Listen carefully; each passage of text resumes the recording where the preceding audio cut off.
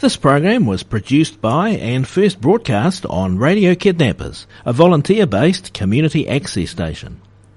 For more information, go to www.radiokidnappers.org.nz.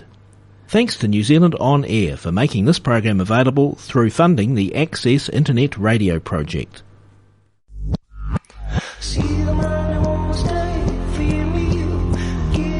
You're tuned to Radio Kidnappers, the voice of Hawke's Bay. This is a program called Real Wealth, and it's our pleasure to have in from the Stewart Group in Hastings, Nick Stewart. How you going, Nick? Very good, thank you. Great to be here. Nick, just remind our listeners what the Stewart Group is all about.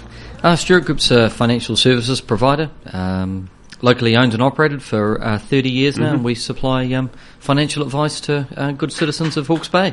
And very well, I might add. Thank you.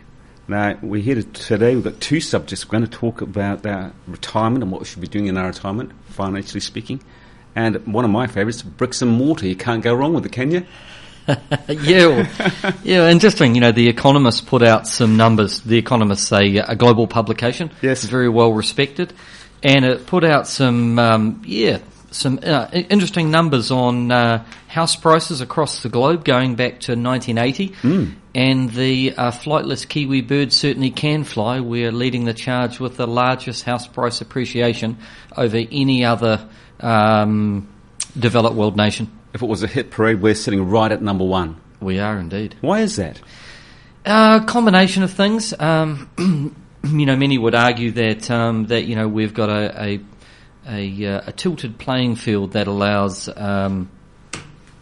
that favours property investment over other asset classes, and a lot of people have kicked the tyres on that. Under the opposition Cunliffe Parker-led Labour Party, they had a good crack at that, and they were unsuccessful.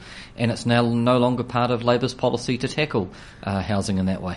Where do you think the fascination with bricks and mortar comes from? Because if you looked at that list, which I've printed off from The Economist, yes. Like you say, New Zealand's sitting number one, and at the bottom of my page is Singapore. Why do we have to have our quarter acre, so to speak? I think New Zealanders like the fact that it's tangible. They can see it, touch it, they can live in it, they can enjoy it.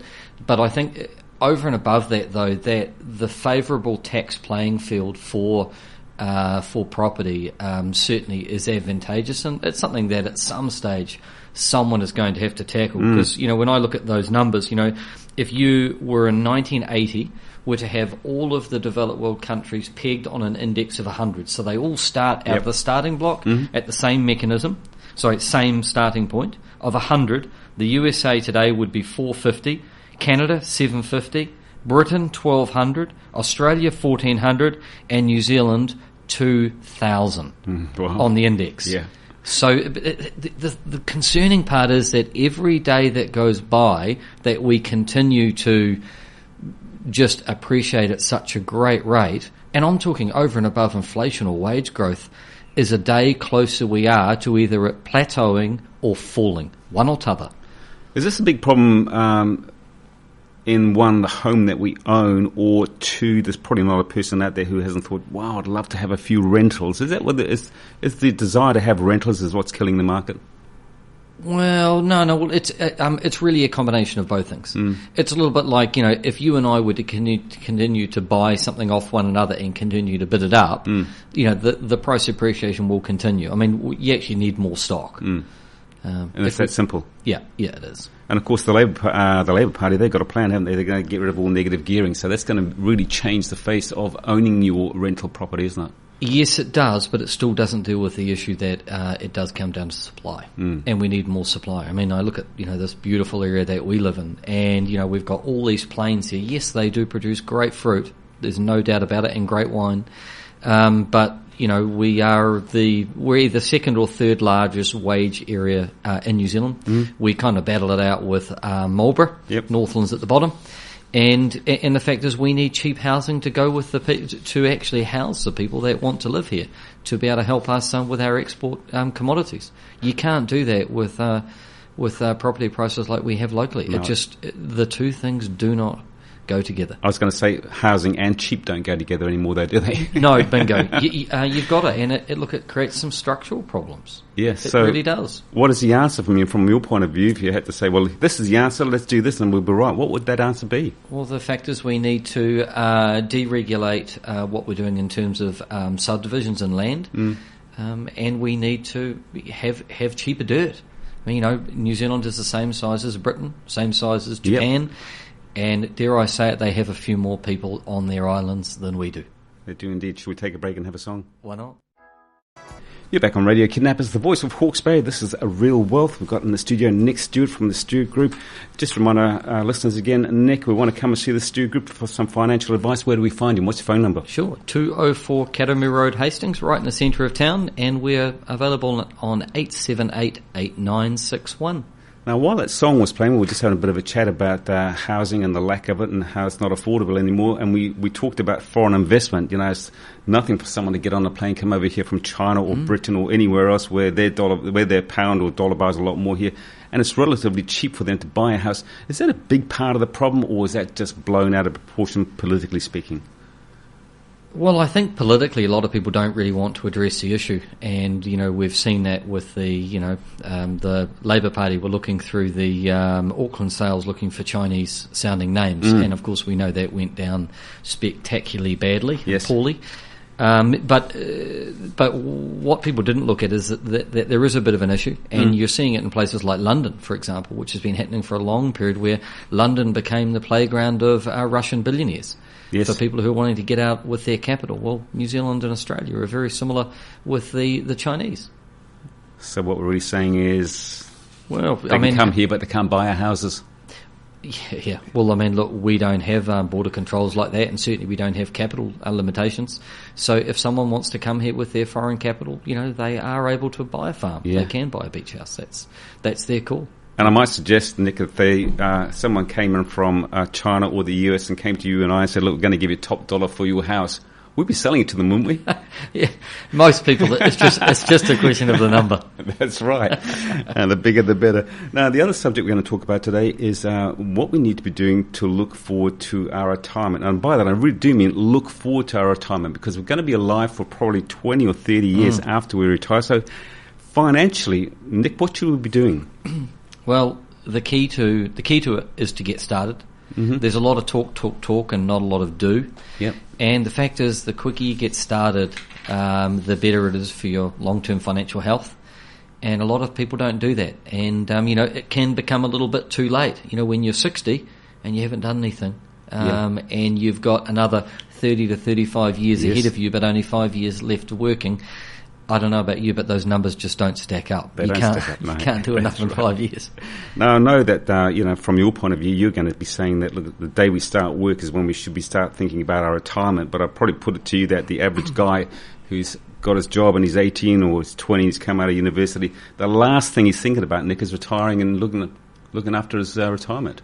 Yeah, that's correct, but I think it's just part of the savings habit, and I think the Australians were very, very blessed with Bob Hawke when he put in that 3% compulsory savings in 1983, then 4%, 84, 5%, 85, and over there, their Treasury is talking about going to 15% one day, and currently at 12. It makes sense though, doesn't it? Yeah, it does. Yeah, it certainly does, because the state cannot afford to continue to fund people long term. And, I look at, Bill English has, announced that, in 2037, phased in over a period of 3 years, the retirement age is lifting to 67. And bearing in mind that we might live till 90 because, we're becoming much more healthy now, that it's not out of the way, though, is it? I'd be happy to work till 67. Yeah. Well, look, the statistics show that every decade a New Zealander gets 1.3 years older. So, on the basis, you can see why the government have kicked out the numbers, but you would wonder they've just kicked the can down the road. I wonder, there's another side of the coin, Nick, that a lot of us, for instance, we really can't save sometimes anything, or certainly not any more than what we might be putting aside right now. But you're saying, and our financial advisor saying, look, get ready for your retirement, put some money away. But what happens if you can't? Well, Well, if you can't, I mean, look, there are people that do suffer severe financial hardship, and that can be, long term or short term. But the fact is, paying yourself before you pay anybody else, e.g., when the paycheck comes in, putting some into savings automatically, which is what KiwiSaver does, is just a no-brainer. Yep.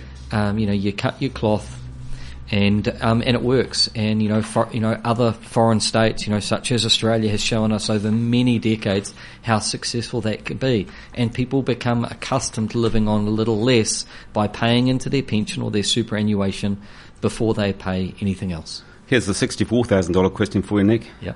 That's not much anymore, though, is it? It used to be a lot when, it's when they made that saying, it was a hell of a lot of money.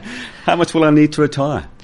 Well, hey, it depends on the lifestyle that you've become accustomed, and also, are you able to change your lifestyle, and do you have any dependents? Mm-hmm. Also, can you supplement your income on the way through? So at retirement, a lot of people don't stop working.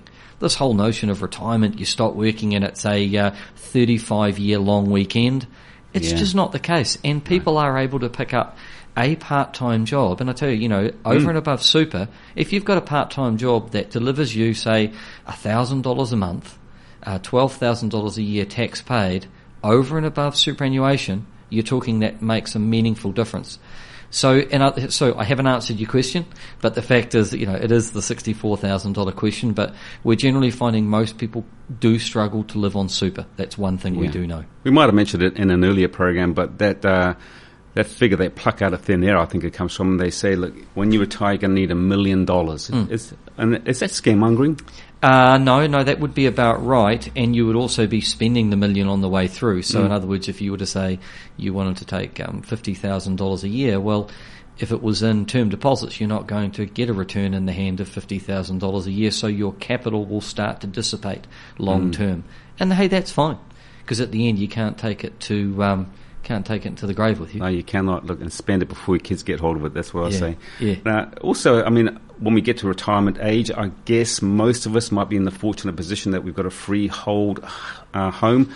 Would you be recommending to people that they take on one of those reverse mortgages? But you don't hear much about those anymore, do you? No, you don't. I think it's something that will come up more and more because, look, a lot of people do love their home. They actually may have quite a self-sufficient property in the form of they may have spent money on, pretty much going off grid. Yep. So they've reduced the power, etc. They've got established gardens in terms of veggie gardens for self-sustainability. So a lot of people have spent that money, and they've got the property up to spec in terms of deferred repairs and maintenance. That's all up to speed, and they don't want to leave because the cost of moving. There's real estate fees, legal fees, transportation, plus there's actually the quality of life that they have in that home. So a lot of people would say, yeah, I'd prefer to draw down on the asset in the form of a loan that I use to live, so that they get another decade out of their home. Are those reverse mortgages a win-win? They are, they are a win-win. You just got to be a little bit cautious on cost. There can be some loading fees there, and the interest rate can be a little pricey. But hey, quality of life for someone is very important, and we see in retirement that quality of life is so. Let me rephrase that. Number one is health. And about number 4 down the list is our finances. Yep. Family, friendship, love, health. They're the big ones. Yeah, so absolutely. on that basis, hey, if you pay a little bit more on the interest bill, but you're a happy person and you're content, that's what matters. That's what matters. If I was a retiree, Nick, and I was coming to you and I said, look, Nick, I'm retired now. What I have is an $800,000 house here in Hawke's Bay. I'm getting the super. What would you be recommending to me where I move forward to make that? And they had nothing else? I got nothing else. Let's say I've got 10 grand in the bank list. Well, someone on that type of position, and let's say they were getting super. So they, and if they could, would encourage them to take on some casual employment if they could to supplement their income. And hey, if they were dead set on staying in their home, then they could draw down on a reverse annuity loan. That reverse mortgage is the only way to go. Yep. Yeah. Otherwise, down market and have some money in the bank. Absolutely. Yeah, that's right. Hey, and it was just a little something I was reading a couple of days ago, just in terms of superannuation, and it was actually I was reading a little bit about Roman history, as I often do. And I was just reflecting on the fact that, the government has now announced that they're kicking up the retirement age. Well, the actual 2,000 years ago, Roman centurions had a pension system. So each legionnaire, after you'd served 12 years in the army, you could retire, and they gave you a revenue stream for life. The problem was, Romans weren't fighting as many wars after they'd beaten a lot of people, and it wasn't so dangerous to be a legionnaire, and people were living longer, and they kept running out of money. Yeah, wow. A little bit like, and it was an unfunded pension, just like what we have at the moment. So what they were doing, they were lifting the number of years of service to 16 years, then to 25 years as a Roman legionnaire. This is up from 12. Yeah. And then, of course, if they found they had too many, then they would just launch a campaign across the Rhine against the Germans, and kill a few off. Yeah, and then a few people would disappear. But it was a major problem with the Emperor Augustus. Which is also nothing's new, is it? Exactly, and I was intrigued when I was reading it. I couldn't believe it that the Romans had the same issue, and you can read about it. They've got some of the scribes that they found at Vindolanda, which is the big Roman camp on Hadrian's Wall. It talks about the shortfall in funding to fund the legionnaires who were wanting to retire. I wonder if was there a Stuart group around then? Clearly not. Or there were some pretty canny Scots, but they were fighting them.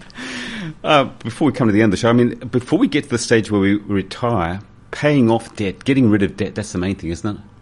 Yes, it is. It is. It's although I'd argue that it's not about getting rid of all of the debt so that you have so that it affects your lifestyle adversely. E.g., if you could repay your debt against your home, but you had no surplus assets after that, and it meant that it adversely affected your lifestyle, I would argue that you probably should have left the small amounts of debt there so that you could lead the life that you desired. Because, hey, you've worked your life. Life's for living. And people do like to have some fun. When do you think people should come and see you, Nick? I mean, what's going to happen to most of us? One day we're going to wake up, we're going to be retired, and then we're going to start looking at what we're going to do with our finances. How many years before that happens should we come to see you guys at the Stewart Group? Hey, look, as soon as possible is best, because small incremental changes to a financial plan are ideal. They're painless. It's easily adjusted. E.g., for example, changing your KiwiSaver contribution from 3% to 4% could be all that's required for a 30-year-old to achieve what they desire at what is going to be 67 now, not 65. Yes. Whereas when someone approaches you at age 60 and they haven't saved enough, it's very, very difficult. What about looking at our KiwiSaver and saying, okay, we've got the conservative, we've got the middle of the road, and then we've got the risky one. At what stage might you be saying to us, look, take a bit more of a risk? And then you say, no, well, don't take that risk. That's a great question, and one that we get asked a lot. And it comes down to each person's individual circumstances and also what they have accumulated outside KiwiSaver. And so each one it's a bespoke discussion that's customised for the individual. But in general terms, rule of thumb is younger folk should be in the growth fund, slightly more aggressive because they have time. And those that are approaching retirement should wind back the risk profile and be in a conservative asset class. Good on you, Nick. We're out of time. Just remind our listeners before you head back to work, we want to come and see the Stewart Group for any reason, financially speaking. Where are you and how do we get hold of you? Sure. We're at 204 Academy Road. It's a black basalt stone building with a big tartan logo on it. Or give us a call on 878-8961. As always, our pleasure, Nick. Look after yourself. Talk to the same time, same place next time. Look forward to it.